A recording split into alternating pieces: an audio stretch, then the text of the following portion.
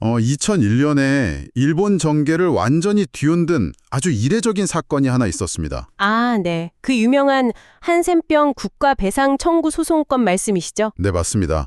당시 일본 정부가 그 소송에서 패소한 상태였거든요. 사실 모두가 당연히 정부가 항소할 거라고 예상했습니다. 그렇죠. 국가 정책의 과오를 스스로 인정한다는 건 엄청난 정치적 부담이니까요. 맞아요.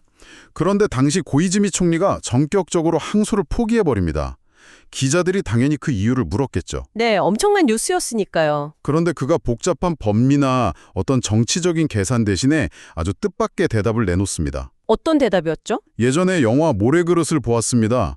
그토록 핍박받으며 힘들게 살아온 분들을 국가가 더 이상 괴롭힐 수는 없습니다. 라고요. 와, 정말 언제 들어도 놀라운 일화입니다. 그렇죠.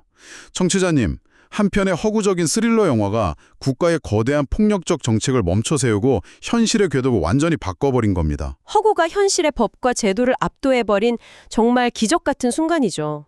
네, 오늘 저희가 이 자료의 심연을 탐구하는 시간에 다룰 주제가 바로 이 변화의 시작점입니다. 오늘 저희 앞에는 2026 4월 2일 국내 최초로 극장 재개봉을 앞둔 노무라 요시타로 감독의 1974년작 영화 모래그릇 보도자료가 있고요. 네, 그리고 마스모토 세이초가 남긴 원작 소설의 상세한 기록들도 있죠. 맞습니다. 거기에 이 작품을 통해 전후 일본 사회를 해부한 학술 논문들까지 놓여 있습니다. 스릴러를 쓰는 작가의 입장에서 이 작품은 단순한 범죄 오락물을 넘어서는 하나의 거대한 사회적 텍스트거든요. 전적으로 동의합니다. 저는 마스모토 세이초라는 작가의 삶과 문학을 좇는 전기 작가잖아요. 그래서 오늘 이 사건을 단순한 추리극의 틀로만 보지려고 합니다. 숨겨진 의미를 파헤치시겠다는 거군요. 네, 피 묻은 흉기나 현장의 발자국, 그 뒤에 숨겨진 한 시대의 잔혹한 편견이 어떻게 인간의 영혼을 파괴하고 살인마로 빚어내는지를 추적하는 게 오늘의 미션입니다. 자, 이 사건의 첫 페이지를 함께 펼쳐보죠. 좋습니다. 모든 것은 도쿄의 그 차가운 철길 위에서 시작되죠. 네, 5월 12일 새벽이었습니다. 도쿄 가마타역 조차장에서 60대 남성의 시신이 발견됩니다. 얼굴이 형체를 알아볼 수 없을 정도로 참혹하게 뭉개져 있었죠. 맞아요. 신원을 숨기기 위한 다분히 의도적인 훼손이었습니다. 사망 추정 시간은 전날인 11일 밤이었고요. 현장에 남은 단서가 정말 빈약했잖아요. 네, 토리스바라는 술집의 성냥갑, 그리고 피해자와 한 젊은 남자가 나눴다는 가메다라는 단어뿐이었습니다. 목격자들은 그 두 사람이 도호쿠 지방 사투리를 썼다고 증언했고요. 베테랑 이마니시 형사가 이 빈약한 단서들을 주고 집요한 추적을 시작합니다. 그런데 바로 그 가메다라는 단어가 경찰을 거대한 미궁 속으로 밀어넣지 않습니까? 맞습니다. 여기서 범인의 기발하면서도 기괴한 함정이 등장하죠. 범인은 피해자가 남긴 가메다라는 말이 도호쿠 지방을 연상시킨다는 점을 역이용합니다. 아, 그 무명 연극 배우를 고용한 트릭 말씀이시군요. 네, 일부러 도호쿠 지방의 가메다 시역으로 그 배우를 보냅니다. 거기서 아주 수상쩍은 자원봉사자 행세를 하게 만들어요. 스릴러 작가 관점에서 보면 이게 정말 감탄이 나오는 지점입니다. 살인마가 단지 자신의 알리바이를 조작하는 수준에 머물지 않거든요. 경찰의 수사 방향 자체를 디자인한 거죠. 완벽하게 디자인해보는 겁니다. 실제 사건의 열쇠를 쥐고 있는 가메다는 도호쿠가 아니라 전혀 다른 방향인 시마네현 이즈모 지역의 사투리였잖아요. 수사당국의 시선을 완전히 반대편으로 돌려버린 정말 지적이고 대담한 트릭이었습니다. 하지만 정 기작가님, 아무리 치밀한 트릭이라도 그건 좀 너무 위험한 도박 아니었을까요? 어떤 점에서요? 만약 그 고용된 배우가 경찰에 붙잡혀서 모든 걸 털어놓기라도 하면 범인은 바로 꼬리가 밟히는 거잖아요. 아, 그렇죠. 저도 자료를 보면서 그 생각을 했습니다. 범인도 당연히 그 위험성을 알았을 겁니다. 네, 그런데도 강행했다는 건 목적이 달랐다는 거죠. 맞습니다. 그의 목적은 경찰을 영원히 속이는 게 아니었어요. 경찰의 수사력을 도호쿠 지방에 묶어두고 시간을 버는 것이었죠. 시간을 번다. 네, 그 배우가 체포되어 진실이 밝혀질 즈음이면 범인은 이미 완벽하게 증거를 인멸하고 다음 단계로 넘어갈 수 있다는 계산이었습니다. 아주 냉혹한 확률 게임을 한 겁니다. 아, 철저히 경찰의 호흡까지 계산한 거군요. 범인의 증거인멸 방식도 정말 흥미롭습니다. 그 기차 창밖으로 레인코트를 버리는 장면 말이죠. 네, 경찰이 도우크에서 허탕을 치는 동안 범인의 여자가 달리는 기차 창밖으로 피 묻은 레인코트를 처리하잖아요. 핏자국이 남은 천조각들을 눈송이처럼 아주 잘게 잘라서 밤바람에 날려보냅니다. 청취자님, 이건 마치 요즘 지능범들이 자신의 디지털 발자국을 지우기 위해 하드디스크를 물리적으로 갈아버리는 것과 같습니다. 그런 다음 그 조각들을 전 세계 바다에 흩뿌리는 것과 같은 완벽한 아날로그 시대의 데이터 파괴 방식이었던 거죠. 물리적 증거를 분자 단위로 쪼개버리려 했던 거네요. 정말 적절한 비유입니다. 게다가 이 번인의 차가운 지성은 또 다른 살인에서도 빛을 발합니다. 아, 그 술집 여종업원 에미코를 제거할 때 방식 말씀이시군요. 그건 정말 엽기적이었습니다. 네, 범인은 자신의 비밀을 나는 에미코를 죽이기 위해 초음파 발생기를 사용하죠. 초음파 발생기요? 1960년대 배경인데 그게 살해 무기가 될 수 있나요? 저도 논문을 보고 놀랐습니다. 원래는 상점가에서 쥐나 해충 혹은 잡상인을 쫓기 위해 고주파를 쏘는 산업용 기계였다고 해요. 그걸 사람에게 썼다는 거군요. 네, 인간의 가청 주파수를 넘어서는 강력한 초음파를 좁은 공간에서 지속적으로 맞게 되면 심각한 어지럼증과 구토, 신경 발작을 일으킬 수 있다고 합니다. 세상에, 에미코는 임신 중이었잖아요. 맞습니다. 몸이 극도로 약해진 상태에서 이 기계의 소음에 무방비로 노출되었고 결국 끔찍한 신경 발작 끝에 유산과 함께 목숨을 잃고 맙니다. 직접 손에 피 한 방울 묻히지 않고 오직 소리와 파동만으로 사람을 죽인 거네요. 그렇습니다.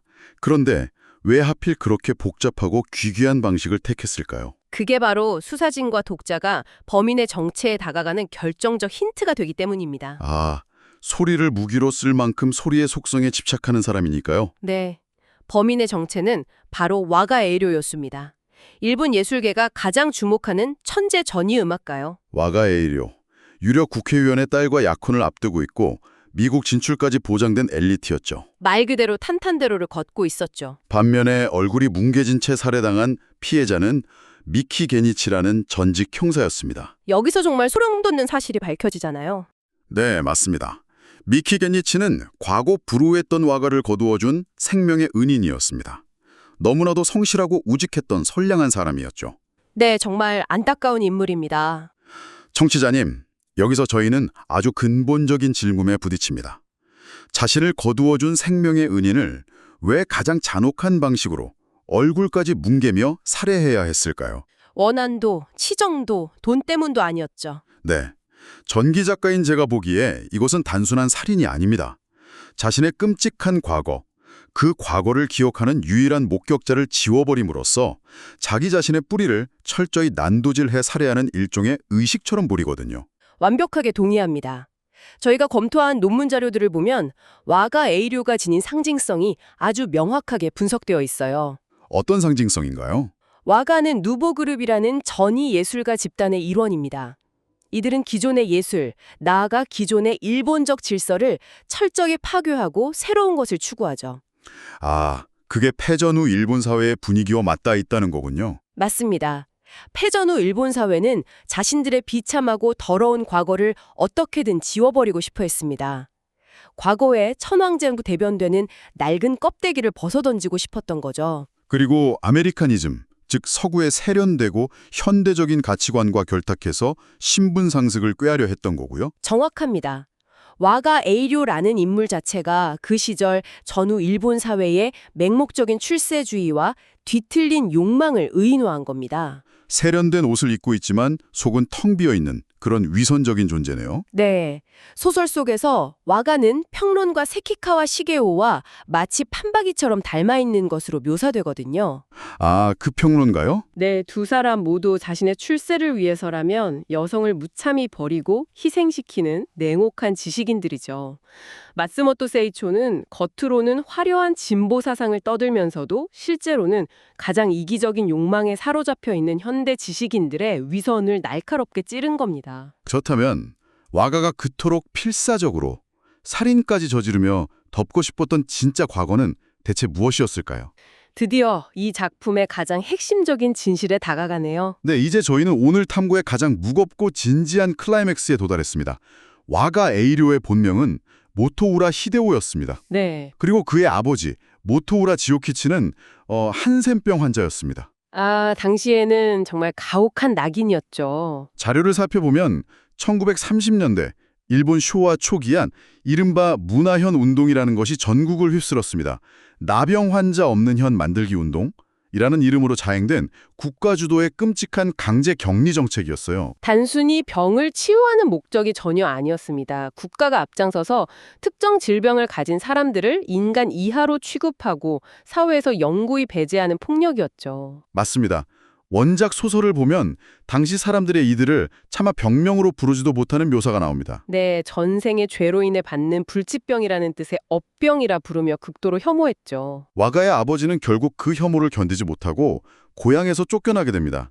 어린 아들 히데오의 손을 잡고 거지처럼 쫓기며 일본 전역을 떠돌아다니는 처절한 방랑이 시작된 겁니다. 정말 상상만 해도 너무 끔찍하고 슬픈 상황입니다. 그 추운 겨울, 눈보라를 뚫고 구걸하며 떠들었던 부자를 발견한 사람이 바로 피해자 미키 게니치였습니다. 그 선량한 경찰 말이죠. 네, 경찰이었던 미키는 너무나 선량한 마음으로 아버지를 설득해 요양소로 보내 치료받게 하고요. 어린 히데오를 자신의 양자로 거두어드립니다. 하지만 히데오에게 그곳은 안식처가 될 수 없었죠. 이미 사회적 멸시와 낙인에 영혼 깊은 곳까지 병들어버린 상태였으니까요. 그는 은인의 집에서 도망칩니다. 그리고 1945년 오사카 대공습이 일어납니다. 네, 온 도시가 불바다가 되고 행정구역이 마비된 그 혼란의 틈을 탑니다. 전시의 혼란 속에서 호적을 완벽하게 세탁해버린 거군요. 맞습니다. 모토우라 히데오라는 업병 환자의 아들, 그 마이너리티의 껍질을 찢고 나와서 천재 음악가 와가 에이료로 다시 태어난 겁니다. 정말 눈물겨운 하지만 비극적인 재탄생이네요. 청취자님, 만약 당신이 이 이야기를 지금 듣고 계신다면 그 숨막히는 공포를 한번 상상해 보십시오. 당신의 가족이 단지 아프다는 이유만으로 국가와 이웃으로부터 버림받고 짐승만도 못한 취급을 받았습니다. 살아남기 위해 과거를 완벽하게 지워버려야만 했겠죠? 네, 오직 살기 위해 자신의 핏줄을 부정했습니다. 피나는 노력으로 그 누구도 무시할 수 없는 명성과 사랑을 쟁취했는데 어느 날 갑자기 그 모든 진실을 알고 있는 은인이 나타난 겁니다. 은인에게는 전혀 악의가 없었을 텐데 말입니다. 그저 훌륭하게 자란 아이를 보고 싶었겠죠. 하지만 그의 존재 자체는 당신이 목숨 걸고 쌓아 올린 찬란한 현재를 단숨에 잿더미로 만들어버릴 시한폭탄이었습니다. 참 상황이 주는 압박감이 엄청나네요. 그렇다면 묻지 않을 수 없습니다. 이 끔찍한 비극의 진짜 가해자는 은인을 돌로 내리친 살인마일까요? 아니면 애초에 한 인간을 그런 극단적인 벼랑 끝으로 몰아넣은 사회의 지독한 편견과 낙인일까요? 그것이 바것이 바쁜이 반배 사회를 넘어 2026년에 우리에게까지 던지는 가장 서늘하고 본질적인 질문입니다. 스릴러 작가로서 이 부분을 어떻게 보시나요? 표면적으로는 한센병이라는 구체적인 질병의 역사를 다루고 있지만 그 기저에 깔린 작동 원리는 모든 형태의 소외와 차별에 적용된다고 봅니다. 누군가를 비정상으로 규정하고 낙인 찍는 시스템 말씀이시죠? 네, 보이지 않는 곳으로 격리하려는 사회 시스템이 결국 얼마나 파괴적인 괴물을 잉태하게 되는지 그 구조적 모순을 치밀하게 고발하는 것이죠. 그래서 오는 4월 2일 재개봉하는 1974년작 영화 모래그릇이 그토록 위대한 마스터피스로 평가받는 것 아니겠습니까? 맞습니다. 훗날 만들어진 여러 편의 TV 드라마들은 사회적 논란을 피하려고 범인의 살인 동기를 치정이나 돈 문제로 적당히 각색해버렸잖아요. 하지만 노무라 요시타로 감독의 영화는 달랐죠. 원작이 품고 있던 한센병 환자들에 대한 국가적 폭력이라는 본질을 스크린 위에 정면으로 마주했습니다. 특히 영화의 마지막 40분은 정말 압도적입니다. 와가 에이료가 땀방울을 흩뿌리며 피아노 협주곡 숙명을 지휘하는 화려한 무대 장면이죠. 네, 그리고 그 위로 수사진의 건조한 사건 브리핑이 겹쳐집니다. 이어서 과거 어린아들과 병든 아버지가 사계절의 험난한 자연을 뚫고 처절하게 일본 전역을 방랑하는 장면이 교차 편집되잖아요. 화려한 현재와 비참한 과거가 충돌하는 이 시퀀스는 관객의 숨통을 그대로 조여옵니다. 여기서 저희가 앞서 오프닝에서 언급했던 2001년 고이즈미 총리의 결정을 다시 떠올려 볼 필요가 있습니다. 영화가 현실을 바꾼 거대한 나비 효과 말이죠. 네. 1974년 영화 제작 당시 사실 한센병 환자 단체에서는 이 영화가 환자들에 대한 편견을 다시 조장할 수 있다며 제작 중지를 강하게 요청했습니다. 환자들 입장에서는 당연한 우려였댔죠. 살인마의 아버지가 한센병 환자로 나오니까요. 네, 당연합니다. 하지만 감독은 물러서지 않았습니다. 이건 오히려 그 편견을 타파하기 위해 반드시 만들어야 하는 영화다라며 촬영을 강행했죠. 감독의 뚝심이 대단했네요. 그리고 영화 결말부에 의학의 발달로 한센병이 완치 가능한 질병임을 알리는 자막을 명시했습니다. 그렇게 세상에 나온 이 영화가 수십 년의 세월을 뛰어넘어 2001년 일본 정부가 국가의 책임을 인정하고 항소를 포기하게 만드는 결정적인 정서적 촉매제가 된 겁니다. 예술이 한편에 잘 쓰인 스릴러가 현실 세계의 가장 견고한 차별의 벽을 무너뜨린 경이로운 순간이네요. 네, 맞습니다. 얼굴 없는 시신에서 출발한 사건이 끈질긴 추적 끝에 결국 국가적 폭력의 민낯을 백일화에 드러냈습니다. 살인마의 잔혹함 이면에는 다수가 침묵으로 동조한 무자비한 사회적 굴레가 있었죠. 작가의 통찰력이 정말 무섭습니다. 자, 그렇다면 작가는 왜 이 위대한 작품의 제목을 모래그릇이라고 지었을까요? 청취자님, 해변의 모래로 공들여 쌓아 올린 아름다운 그릇을 한번 떠올려 보십시오. 눈부신 햇살 아래서는 꽤 그럴싸하고 단단해 보이죠? 하지만 비가 오거나 작은 파도라도 밀려오면 그 화려한 형체는 한순간에 속절없이 허물어지고 맙니다. 와가이료의 삶이 딱 그랬네요. 네. 와가 에이료는 자신의 마이너리티로서의 아픈 과거를 철저히 부정하고 시멘트처럼 덮어버렸습니다. 그 위에 천재 예술가로서의 명성과 권력층과의 결혼이라는 거대한 모래그릇을 높이 쌓아 올렸죠. 하지만 과거를 기억하는 늙은 은임의 등장이라는 작은 파도 앞에서 그 모든 게 덧없이 부서지고 말았습니다. 그리고 작가님, 그 모래그릇은 와가 에이료라는 개인만을 의미하지는 않겠죠? 네, 물론입니다. 그가 길을 쓰고 도달하려 했던 그 세계, 즉 패전의 상처를 무리하게 덮어두고 고도의 경제성장과 아메리카니즘이라는 얄팍한 욕망 위로 성급하게 빚어낸 전후 일본 사회 전체를 의미합니다. 그 사회 자체가 사실은 언제 허물어질지 모르는 거대한 모래그릇이었음을 암시하는 것이군요. 정확합니다. 아주 날카로운 지적이죠. 그래서 오늘 심층 분석을 마무리하며 자료의 행간에 숨겨진 새로운 사유의 불씨를 청취자님께 건네고 싶습니다. 2026년을 살아가는 우리에게도 적용되는 질문이겠네요. 네, 지금 저희가 발을 딛고 있는 이 눈부신 현대사회는 과연 어떤 모래그릇을 만들고 있습니까? 저희는 여전히 우리와 다르다는 이유로 누군가를 혐오하고 소외시키며 눈에 보이지 않는 사회의 가장자리로 조용히 밀어내고 있지는 않은가요? 끊임없이 되물어야 할 질문입니다. 수많은 마이너리티들의 희생과 억눌린 침묵이라는 모래 위에 아슬아슬하게 세워진 저희의 이 안락하고 화려한 일상 역시 언젠가 반드시 들이닥칠 진실의 비바람 앞에 한순간 무너져 내릴 위태로운 모래그릇은 아닐까요? 참 깊은 여운을 남기는 마무리네요. 오늘 자료의 심연을 탐구하는 시간은 여기까지입니다. 긴 여정 동안 함께 그 깊은 곳을 들여다봐 주신 청취자 여러분, 감사합니다.